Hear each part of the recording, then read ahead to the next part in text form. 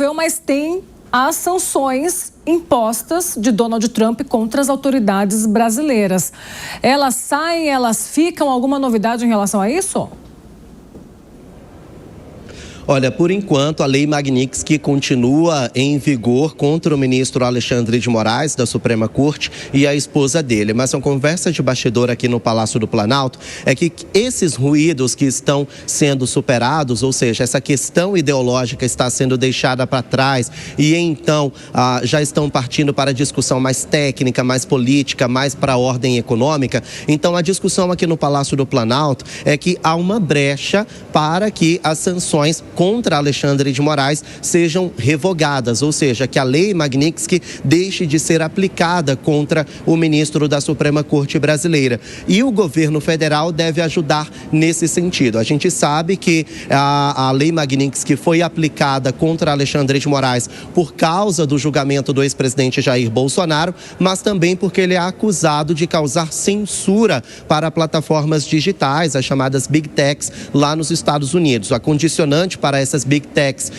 funcionarem aqui no Brasil é que elas se adequem à legislação brasileira. Mas para Donald Trump, Moraes, na verdade, estava impondo censura a essas Big Techs, essas plataformas digitais norte-americanas, e por isso ele acabou sofrendo essa Lei Magnitsky, não só ele, mas também a esposa. Agora o Planalto quer aproveitar esse bom momento do restabelecimento da relação diplomática com os Estados Unidos e deve ajudar nesse sentido, nessa negociação também. Então, ainda nessa esteira de negociações com os Estados Unidos, o Brasil vai não só tentar continuar revogando a sobretaxa de 40% para outros produtos que ainda estão sendo taxados, mas também vai tentar ajudar o ministro Alexandre de Moraes a sair dessa sanção da Lei Magnitsky.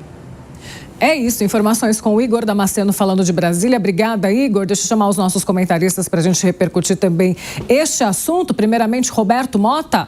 Mota com a gente.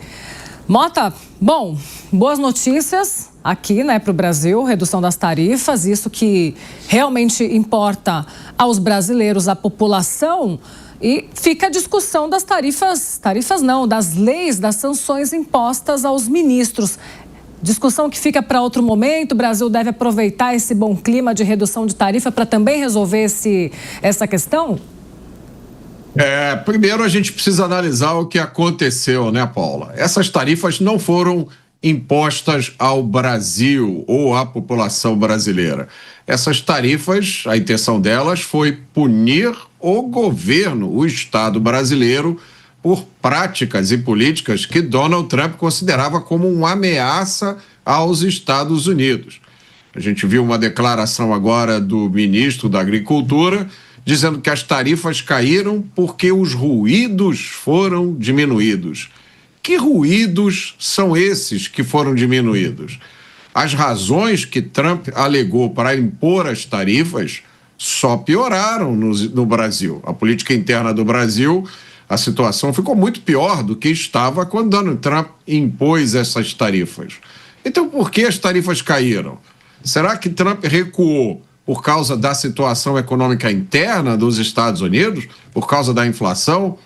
Será que Trump recuou porque ele mudou a sua posição ideológica?